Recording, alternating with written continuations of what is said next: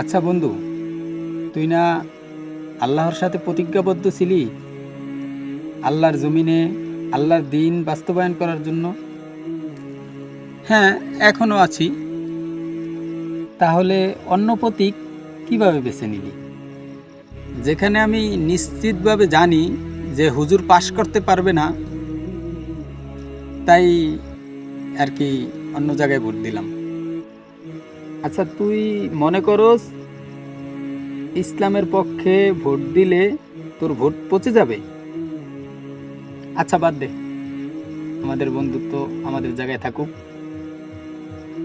তুই ওয়াদা ভঙ্গ করছস আল্লাহর সাথে, আমার সাথে তো না। ওহো,